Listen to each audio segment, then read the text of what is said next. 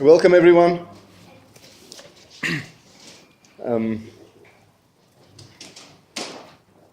Dovidi is here for a few days, and he asked that each year on his father's Yahrzeit he makes a siyum, have some memory, and asked if we could host it. I'd say a few words. I was honored. I'd like to thank him for the honor.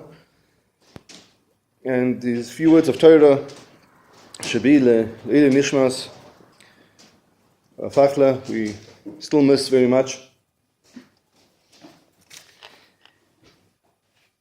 The topic I was given, due to its proximity to Hanukkah, is the idea of the numbers 7 and 8. Just a few words, nothing too... One thing we have to know is that all the numbers in the Torah are... The number didn't come first. It means that Kadosh Baruch Hu didn't say 50 is a nice round number. Let's make 50 days for this and 50 years for this. The concept, whatever is being achieved with that mitzvah or with that procedure, has that many parts, then comes the number. Means, let's say we got arba minim.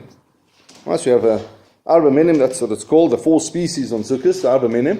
Now it's not that the Torah said, 4 is, everything's 4, so let's do 4 and let's find 4 minim that are suitable. Hashem said, you take a lulav and an esrog, hadasim aravis, that happens to make 4. But not that there's 4 and then we filled in the minim. That's how it is with all the numbers in the Torah, that there's a concept behind the number that creates that number. Once that concept is there, the number's there, then whatever else matches or is the same number, fits with the same concept. So we have the numbers, very much often repeated numbers in the Torah, number 7, and the number 8 is more rare. I'll just start off with the famous question of the Beis Yosef regarding Hanukkah. Right. The Torah brings the basic law of a bit of history of Hanukkah. What happened was that Shenichnasu Yevonim, Beheichel Timu Kol Hashmonim, the Greeks came to the Heichel, they made all the oil tamei. Ukshegavra Yad Malchus Beis Chashmonai v'Nitzchum, and the Chashmonaim overpowered them. They only found one jar of oil. That was sealed with the seal of the Kohen Gadol, and had enough oil in it to light for only one day. Nase by Nes, a miracle was done with it. They lit from it 8 days. The Beis Yosef then asks, simple, just why was it 8 days? What happened after 8 days that the miracle, that we sort of didn't need the miracle or didn't continue? So he says because everyone was Tomei Mace. There was a war, and there was death, and people became Tomei from the Maceim. People became impure from the death in the war. So it takes 7 days to become Tahor again, and then the last day they could produce the oil. So that night would take 8 days until they could produce their own oil. He says the Ran gives a different answer. The Ran says that they had oil, but it was 4 days away. So 4 days to get there, 4 days to come back, was 8 days. Then he asks the famous question, here's a problem here. Why was Hanukkah fixed for 8 days? There was enough oil in the jar for 1 day. So the miracle was only for 7 days. For 7 days of miracle and 1 day of natural oil. It was awful. So he gives 3 answers. His first answer is, they came to the menorah. Or Tosfos says in the Gemara, Tosfos comments that they actually rebuilt the menorah quickly. They made a makeshift menorah. And they, officially what they're supposed to do in each bowl, each of the 7 cups of the menorah, they're supposed to put a half a loig. That was the measured amount. And that would burn throughout the night. That was the amount that they measured. Even for the longest nights of Teves, would burn a half a loig, would burn. The Kohen Gadol would light it late in the afternoon, and it would burn until the morning. Because they didn't have enough oil, first answer is, they took the oil, divided it into 8 parts, and they put 1/8 the first night. They put just a little bit of oil in, and the miracle was that it burned for the entire night. And they did that each night. Therefore, there was a miracle each night, and therefore there's 8 days of miracles.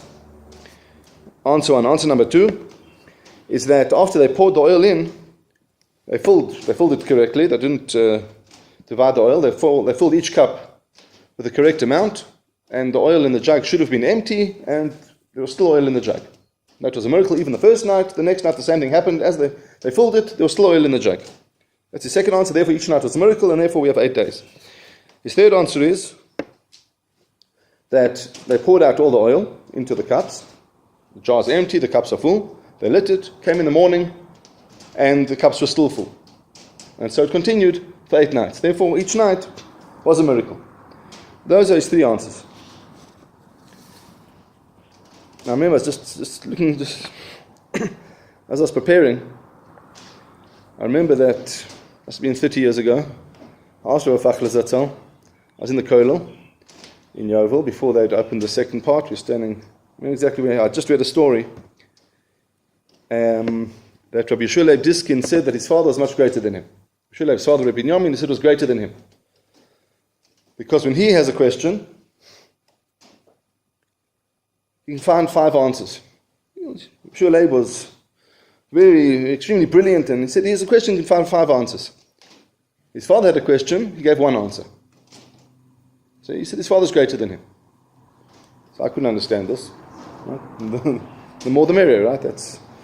So I asked Rabbi Fachler, remember, I said, what's pshat in the story? Why could he say his father's greater than him? His father only gave 1 answer, he could give 5 answers.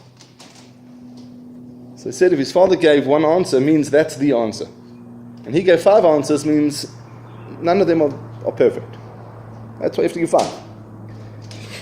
And that's what happened here. The Beis Yosef asked a question, and he gave 3 answers, means there's no one good answer. And since that day, there's Sforim written, in one Sefer had 100 answers, 100 and something answers on this question. And 100 answers means that these answers are not good enough. The first answer is the question everyone asks on his first answer is how could they put only 1/8 of the oil into each cup? The mitzvah is to pour a half a loig. That's what's instituted. And there's no way they would have come and just put a little bit of oil relying on a miracle that it would have burned till the morning. That's the first big question they ask. And on and on. There's much discussion about this problem of the Beis Yosef. I once heard from one of the Kohanim of the generation, he said that after all the answers, there's still a difference between 7 and 1. As much as he's explained how for 8 were all miracles, it's still, the question is still better than the answer, that there was 1 day of oil that could have burnt naturally, and the 7 days was the miracle. Again, even the 8 days were the miracle, but there's still a distinction between the 7 and the 1. We'll come back to that soon. Let's first appreciate 7. Just as regards the menorah itself, had 7 branches. And there's a dik in the pasuk that the Meforshim point out. In Parshas Truma, Vasisa menorah zahav Torah, Kosh Baruch Hu commands to make a menorah, zahav Torah of pure gold.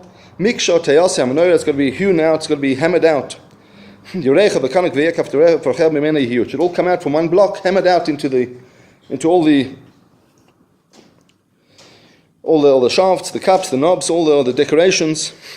V'shisha konim yotzim mitzida. So, mitzida, shloisha knei menorah mitzida ha'echad, shloisha knei menorah mitzida ha'sheni. That there will be 6 branches coming from its sides, 3 from the one side, and 3 from the other side of it. So it is the menorah. Means the menorah seems to be, just a simple reading of the pasuk, is the central shaft, is the menorah. 3 from its one side, 3 from its other side. That's how it's described in the pasuk. So that what the menorah has 7 lamps is really 6 and 1. There's the menorah, and there's 3 on this side and 3 on that side, makes 7. But it's clear in the pasuk that it's 6 and 1. And the number 7, the first mention of the number 7, again, not as 7, but we count afterwards and we find that there's 7, is obviously Ma'aseh Bereshis. Kosh Baruch Hu created the world in 6 days, and then came Shabbos. That's the 7 days of the week. So from there we have 7, but it's really 6 and 1. And the 6 days of activity, of creation. And then the Tachlis is Shabbos. The Shabbos is the Tachlis, the purpose of the creation. The way this is described there's a Zemer that the Ariya Kodesh wrote, Shabbos night. It says, Yemina usmola uveinaihu kala. the right and the left, and in between is the color. In between is the bride. The right, the 3 days of the week before Shabbos. The left, the 3 days of the week after Shabbos. But now you're in the middle is Shabbos. So generally, we have Shabbos after 6 days, we have Shabbos. But it's described there as there's 3 days before, 3 days after, and Shabbos is in the center. Exactly just like the menorah. And the truth is, practically, we do that as well. Halachically, we have such a thing that we know we can make Havdalah. Somebody missed Havdalah, he can make it until Tuesday, till the end of Tuesday. That's 3 days after Shabbos. Still has a hint of Shabbos. Shabbos is still lingering for 3 days. And the halacha that one cannot embark on a journey on the sea within 3 days before Shabbos. So from Wednesday, you can't go on a boat because the person he'll be ill, he'll feel a bit seasick, and it's not covered Shabbos. But it's limited to 3 days before Shabbos, because that's when you have to start sort of worrying about Shabbos. That's when Shabbos really begins. So once Wednesday comes, Shabbos is in the air, and you have to be careful because Shabbos is coming. So too we add to our shiur shel yom on Wednesday, that it's the capital before Lechunu Anana, but we add on Lechunu Anana to hint that now Shabbos is coming. Just focus, see Shabbos is already on the horizon. That's the structure like the menorah. That really it's 6 days, or 6 branches and the center, just like 6 days of the week, and the purpose is Shabbos. And that's how HaKadosh Baruch Hu made the world as well. We have with the lulav that we shake in all 6 directions, and the center is the person. That's the tachlis. Or we have containers, we have buildings, 6 sides, 4 walls up and down, make 6, and the center is the purpose. That's what it's for, right? To create a tissue box in front of you. Right? So there's 6 sides, and the tachlis is to have a place where the tissues can be inside protected, or we're in the building, and the 6 sides around. So that's the 6 and the 1 that makes 7. And similarly in the pasuk that we say in davening in the morning, we describe HaKadosh Baruch Hu's midas, how Hashem expresses Himself in the world. Say Lecha Hashem Hagedula v'Hagevura v'Hatiferes v'Hanetzach v'Hahoid ki chol b'shamayim u'va'aretz. 6 expressions of Hashem. Then Lecha Hashem HaMamlacha. This is the next pasuk. Lecha Hashem, to you Hashem is Mamlacha, dominion, kingdom. That's the tachlis. And the action, the activity is in the 6. There are 6 active expressions of Hashem's expression in the world. Hashem acts in the world, shows Himself in 6 different ways. And then the ultimate, the goal is L'cha Hashem HaMamlacha, that Hashem is a melech. And that's how we understand the 7 throughout the Torah. The 7 is always 6 and 1.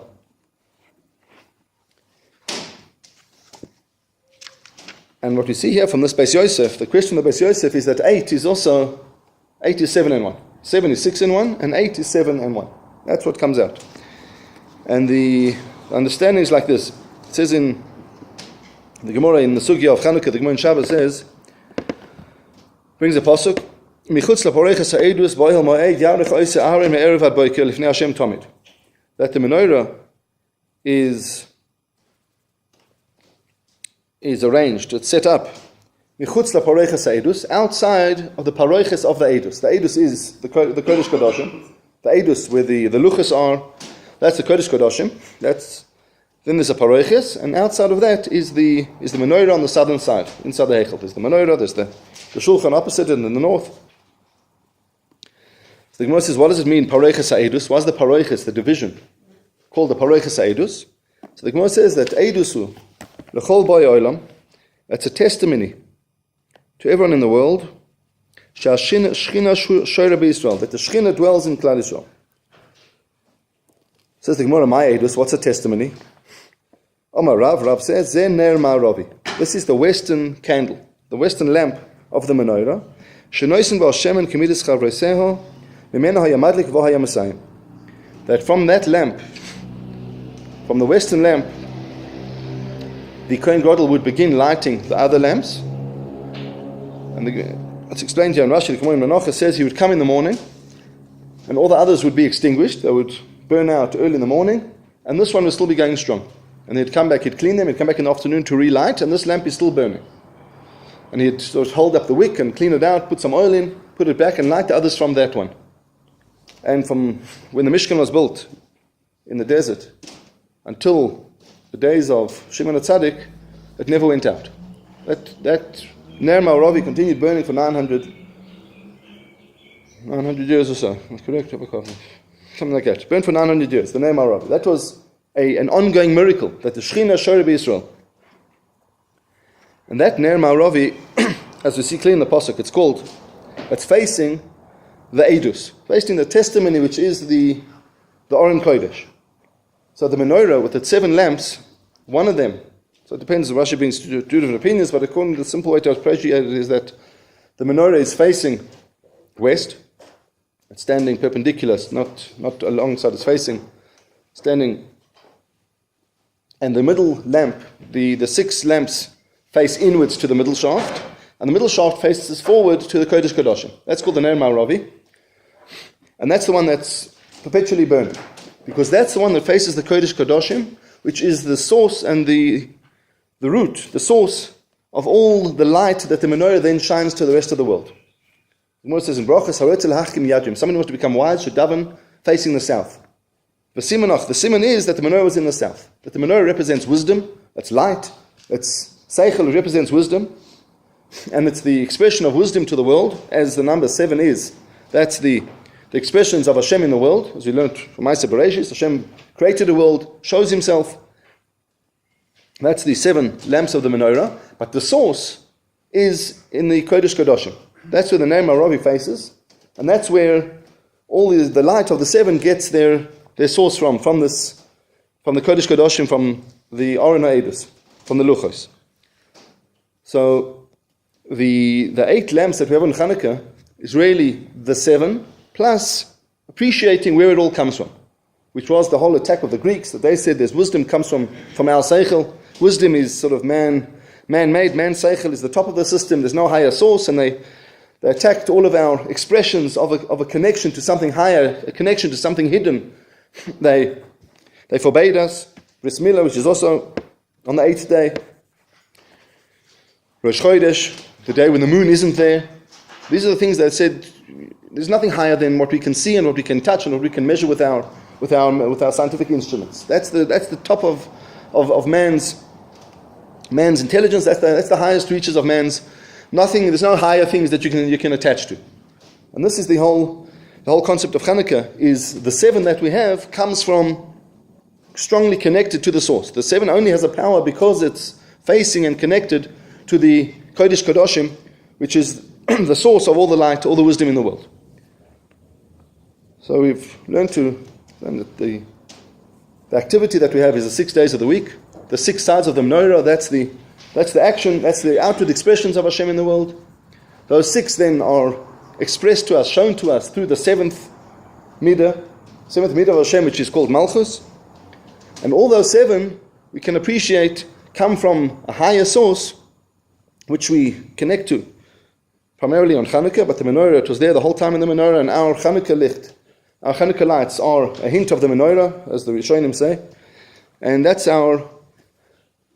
what we are strengthening on Chanukah, and what we're bringing to Chanukah is that whatever we see in this world, all the expressions in the world, all the 7s in this world are really sourced, or the root, and the source flows down from a hidden place, from behind the Paroiches HaEdus, that it testifies that whatever we have, whatever is in the world, whatever wisdom we have in the world, whatever life there is in the world is coming from a higher source, and that's a Eidus, the entire world, that the Shechina is amongst Klal Yisrael, and Klal Yisrael believes and is connected to the Shechina. Now I call on Dovidi to make the siyum and to say a few words. Thank you.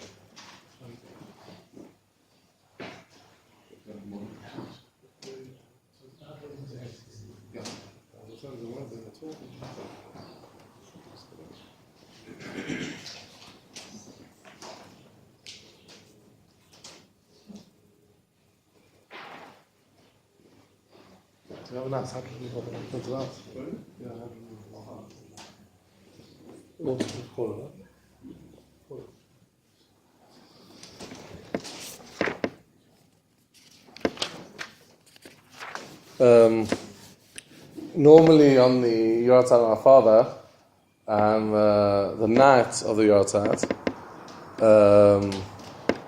I'm in Alon Shvot 12, and we invite about 12 guys and have like a siyum with a proper like a meal or whatever bagels. And among the people there,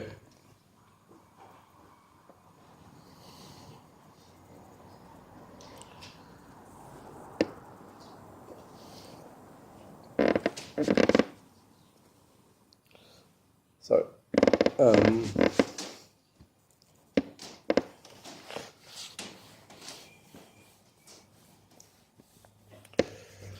There aren't many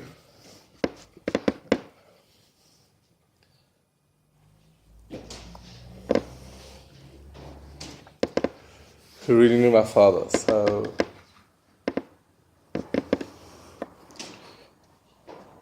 it's a very different experience.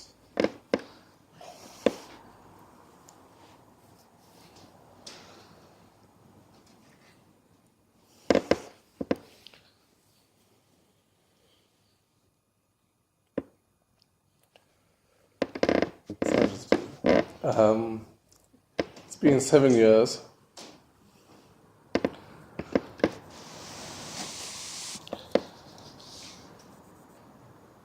Part of the reason I asked Rav Saffer to speak about the power of 7 and the power of 8 is because of the 7th Yahrzeit. My father was less immersed in the numbers in that, and Rav Saffer did a very nice job, but in his world, as a counselor, 7 was an important number when it came to Shiva or to brisses or something like that, and he always made a connection between cycles of birth and cycles of death. The first week when the baby's out of the womb is probably the hardest week, and that's why on the 8th day we have the bris. And when you get born, when you come out of the womb, there's a whole cycle until you get 1 year old, and he paralleled that with the Shiva and the Shloshim, and I suppose Shloshim could correspond maybe to the Binyan Ben, but according to Chazal, anyway, 30 days shows that it's not a nefil, shows that it's a proper baby. And then you have the whole year, and then you become part of this world. And the opposite way with the Shiva, after the year, you're meant to have some kind of reconciliation. After the Shiva, then you have the Shloshim, and then you have the year. And I think after 7 years, just like in Shemitah and in other places, it's a full cycle. And it's been 7 years, but it feels like much quicker. And hopefully there's some nechama. But to be in this place is indeed a privilege, and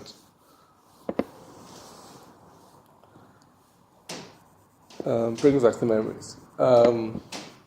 What I like to do is go through the Gemara. It's not an easy Gemara necessarily. It's on tomorrow, which is Kochim, so you don't have to necessarily follow the Gemara exactly. I'll say the Gemara. I'll say a few ideas from the Gemara, try and link them to my father, and then afterwards I'll say the Hadron. The Gemara is the Gemara Smura. But what I like to do each year, in Israel it's very popular that you do a siyum on the Yahrzeit. Some say the origin might have been so that you don't have to fast, but I think tomorrow will be anyway. I do it normally the night before. I try to pick Gemaras which aren't that long, and therefore I can learn them properly. I think proper learning is more of a schus to the neshama. I've tried to do a few of Kochim and that lately, and please God, I'll keep it up for the many years to come. Now, the Gemara in the last Daf Lamed Daled of Tzmura talks about various things that when after a certain time they have to either be buried or burnt. Now the the things that are burned can't be buried. The logic there, and the Gemara doesn't discuss this, is if you bury them, you might want to go and revisit where you buried and take it out. So burning makes sure that you don't have it anymore. You burn the chametz, it's not there around. Now, the Gemara says, but both you can't do. Things that have to be buried, things that have to be burned can't be buried. Things that are buried can't be burnt. Now they ask, why can't they be burnt? It's easy to understand the other way around. So the Gemara says, my tama, mishum the nikvarin afaron asur. Because if you burn them, the ashes that you gain by burning, you can't benefit from. And if you would allow you to burn it, then you would use those ashes, and you would gain from those ashes. You're not allowed to. So the Gemara asks. The Gemara afaron asur v'nisrafin afaron mutar. But when it comes to burn things, you actually can use the afer. So it asks, "V'nikbarin afaron asur." Is it true that when you bury things, the afer that you produce is not allowed? V'hatanya, we learned in the Braisa. So dam hanido basar meis shenifrachu. It's basically the blood from a nida and the bas of a mace are both tamei. But if they reach a stage where they become so, just like ashes, they crumble, then they're tahor. So we see if they're tahor, the havamin of the Gemara is that tahor means that you can use them. My love tahorin umutarin doesn't mean that tahorin is therefore mutar. Like tahorin vasurin, they're tahor, but you can't use them. So there are some other proof. Meisiv Rav Pinchas. Oila sa'if, shenitmatza dama, la'rasa v'naitza shela. If you take the oila, there's a whole lot of avoda involved in the oila. I don't go through it exactly, but basically you squeeze it. You sometimes squeeze out all the blood against the mizbeach, and by the time you've actually got hardly anything left from the chicken, you've just got its crop and its feathers, then you can. It's not called me'ila when it comes to using those feathers or the crop. So me'ila is a serious violation. That doesn't necessarily mean that it's okay to do that. Me'ila means that you're embezzling from the Beis HaMikdash, you're taking away from what the Beis HaMikdash has, and that's a serious offense. So in this case, it isn't me'ila, but so the havamin is that it therefore should be okay. My love yotzim midei me'ila mutarin, lo yotzim midei me'ila vasurin.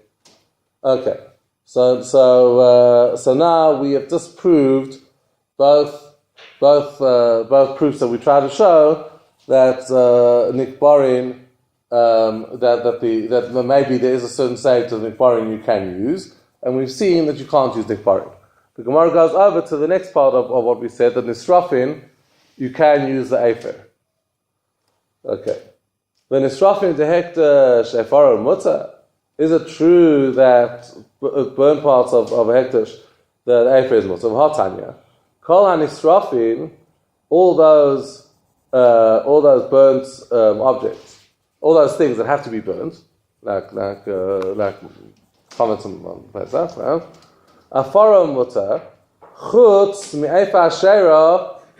You can't have the ashera tree, the tree which was a avodah zarah tree. If you burnt it, you can't use the afer. The afer is a hektash la'olam asur. And afer of hektash, when you have to burn hektash, you can never use that afer. Why do we divide up this brasa and say chutz me'efa ashera, and then imagine a comma there, and the efa hektash la'olam asur? It should say both of them, or there could have been a thing. It sounds like they are separate. They're separate issues. They're the separate levels of problems involved with Asherah on the one hand and Hektish on the other. So v'tani hu mishum the Asherah yesh la b'teila v'ayru kachavim Hektish ein la b'teila olamis. With the Asherah tree, if you learn Avodah Zarah, if a guy, I think if a Jew does it doesn't help. But if a guy has served Avodah Zarah, he can be mevatel that Avodah Zarah because he can say he's no longer meshubah to that. So the Asherah loses its power of Asherah. So Asherah is not always going to be asur, the Efer, but in Hektish the Efer will always be asur, and therefore they make that distinction that Efer is always asur. Asherah is contingent on whether the guy before you burnt it had a change of heart and decided not to worship Avodah Zarah.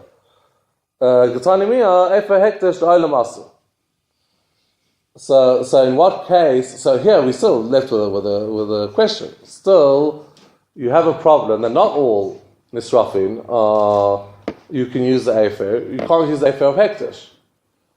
So Amar Rabbi Bar Chama going to naflet lekab etzai kodesh me'aleha. I think you dedicated trees to the Berek HaBayis, and then suddenly they got burnt. Came to la yadaman, the la v'inish dilimal, dilipuk afar nechuli.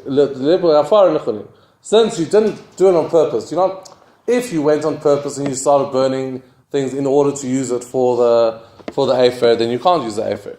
But if it's in certain circumstance where it's completely not your fault, and the fire just came about, then in that case you would be able to use the Efer of the Hektish, and therefore, Kol HaNisrafin, you can use the Efer.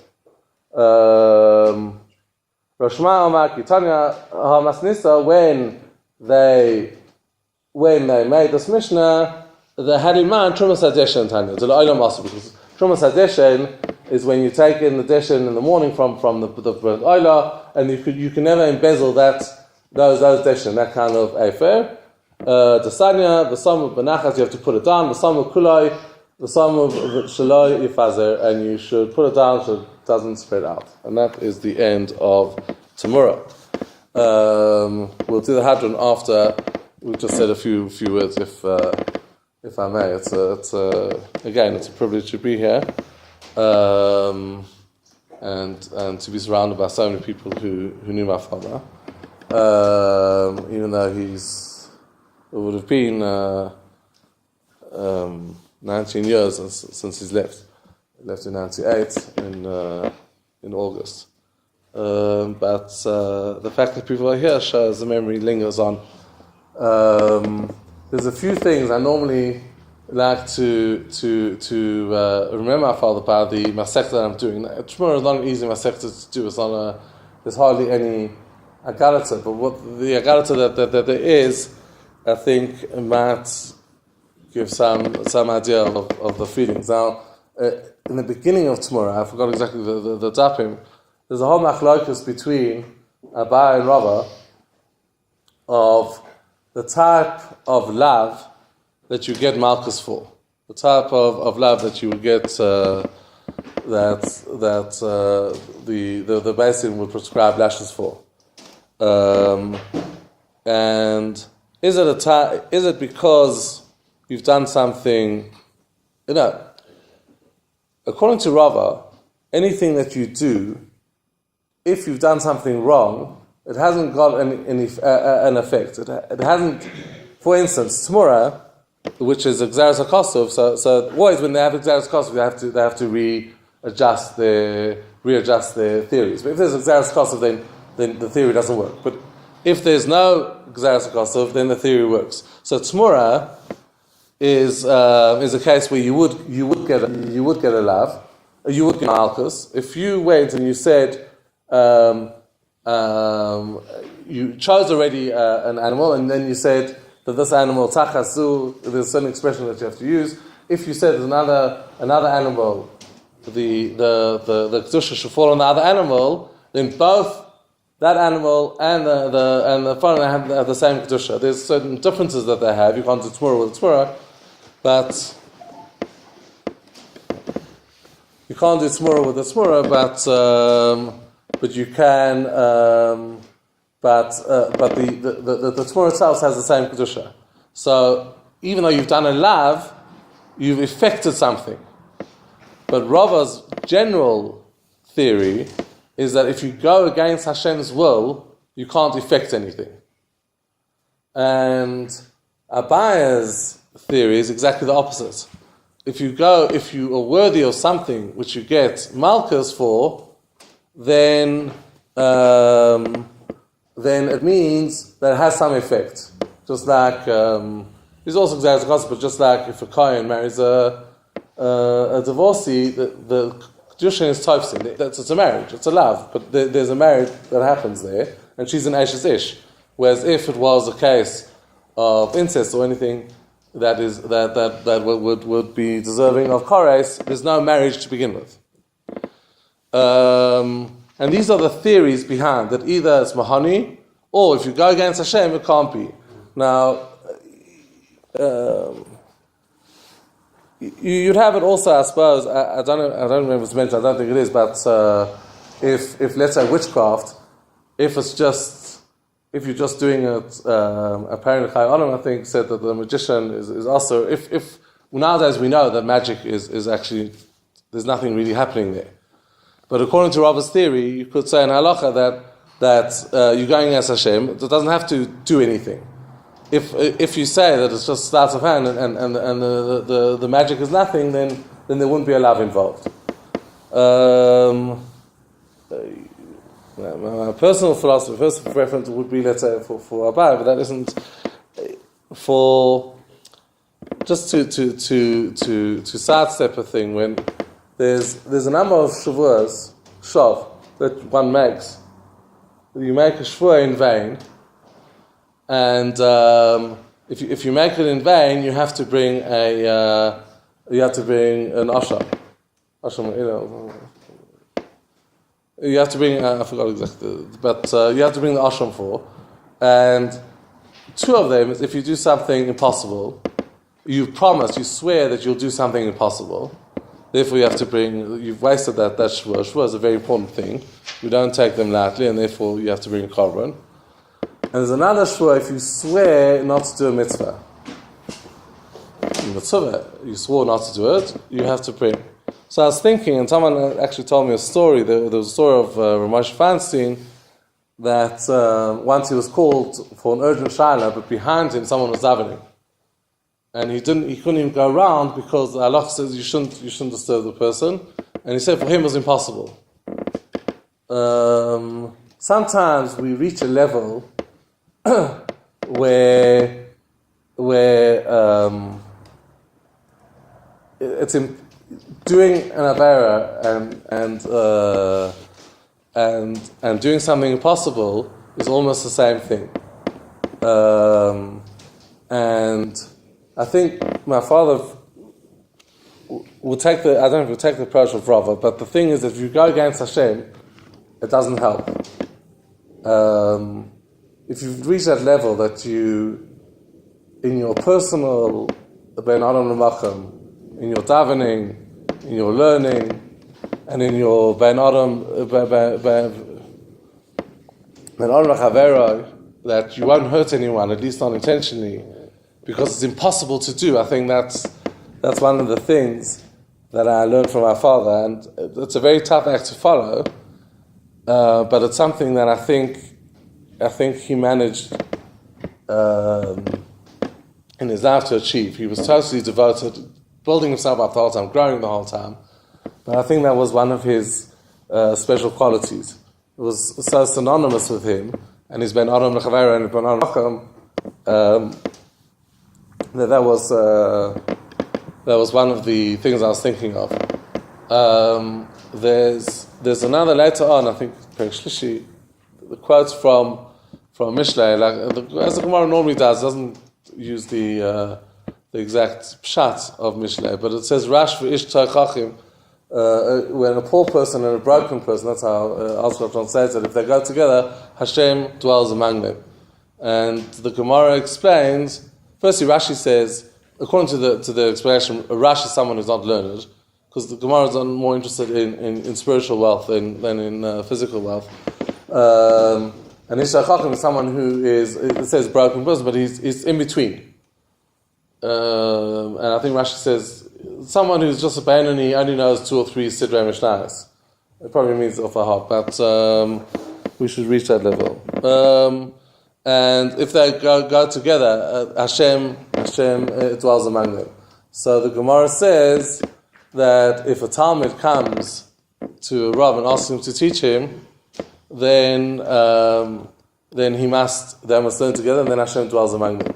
But if he doesn't, Hashem can change things around. He can make the poor person rich and the rich person poor, and he can change things around. Talmud Chacham has an obligation, a chiyuv, to listen to that request, and then Hashem dwells among them. And I think one of the other aspects, besides his wonderful midas in Ben Olam Lechavera, is his ability as a chacham alone, we call Olam, his ability to learn from everyone and with everyone, his excitement when he learns, and the passion that he taught with. That was one of his strong points, and no one was too low in his eyes to teach. I remember once there was a Gemara shiur that he gave in Mincha in Shomer Hadass already in London, and he was asking questions and they were giving answers. It didn't seem to me like the answers were so good, but he offers, that's a brilliant answer. He encouraged people in their learning, and he wanted them, and he always was at the end of his life, as I don't know if people know, but there was a school. He managed to blend his psychology with his education. There was a school called the Clubhouse in London, where children who are going off spiritually or also educationally in many ways, they had a special dorm for them. It was many programs, and he would give in many hours of counseling and teaching to these people, and also he went to the schools. The conditions in Paris House, a very from school in London, was that if the boy's going to remain in the school, my father has to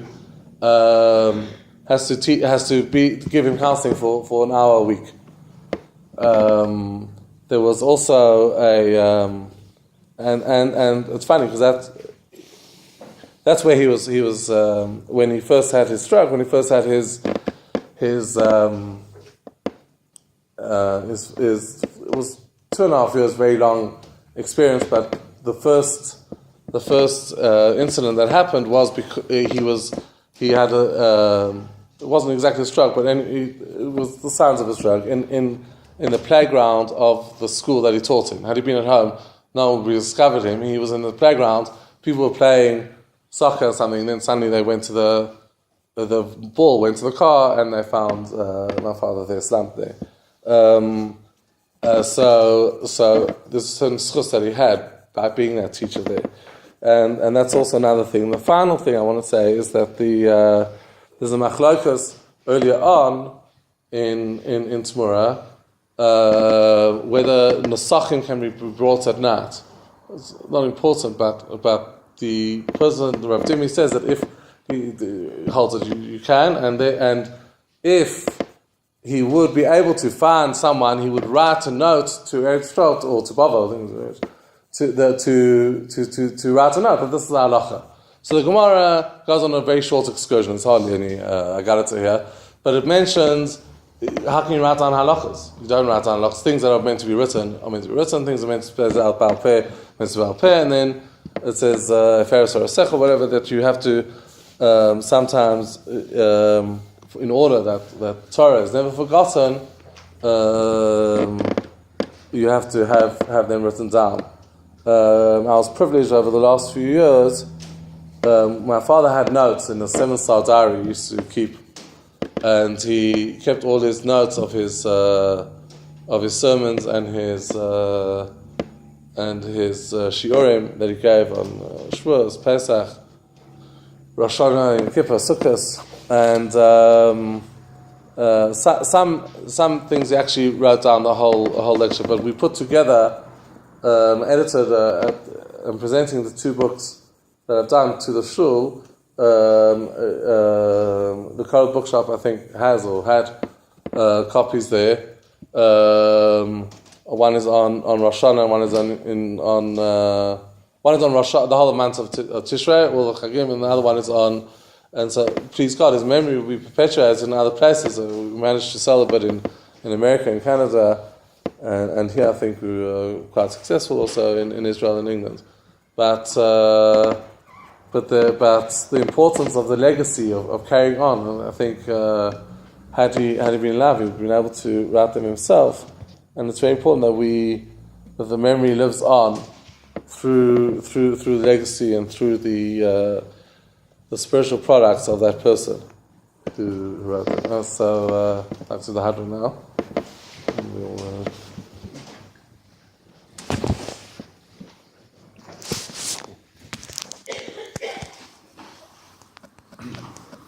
Hadron, was that the truth? Hadron,